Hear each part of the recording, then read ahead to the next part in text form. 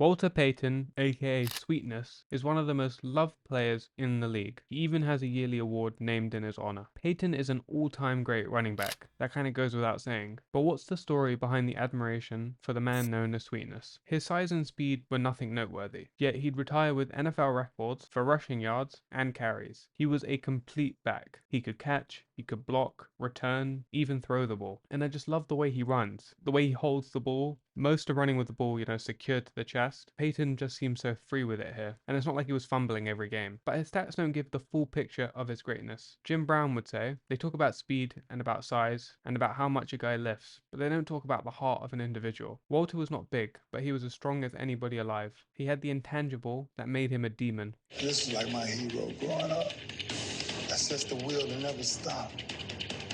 See, that ain't skill, that's heart. He once told John Madden that his favorite part of playing was not scoring or running, but picking up the blitzing linebacker and the QB throwing a touchdown. That's the kind of player he was, the man he was. Although his nickname was Sweetness, it can be misleading because Payton loved contact. He sought it out. And there's somewhat of an interesting contrast to Payton's running style. On the one hand, it's aggressive and violent, absorbing every hit willingly, but also graceful with his high stepping and elusive moves. On top of his on-field greatness, off the field, Payton embodied a service-directed life. His actions were in the interest of others. As an example, he said that he played each game as if there was a family watching who scraped the money together to go to that one game, and he wanted to give them the very best of Walter Payton. I remember Michael Jordan, obviously another Chicago legend, saying something similar. Speaking of Jordan, Payton had his own flu game against the Vikings in 1977. He rushed for 275 yards, which at the time was a record for single game rushing yards. He apparently had a fever of over 100 degrees. That's greatness, and that's Walter Payton. In high school, he didn't play football immediately. His brother, Eddie Payton, was the star player, and he planned to wait for him to graduate. I'm not actually sure the motivation behind this, but based on what we know about Payton, it seems to be coming from a good place. Payton was with the Bears through countless losing seasons, but he never complained, and they were bad at times. The man missed one game in 13 years. He played through fractured ribs, turf toe, and knee injuries, but he always stepped on the field and gave it his all. He never ran out of bounds, he fought for every yard, and he had incredible longevity. He started his own foundation and anonymously donated thousands of dollars of toys to children. He was there for his teammates, crying with Bob Thomas, the Bears kicker,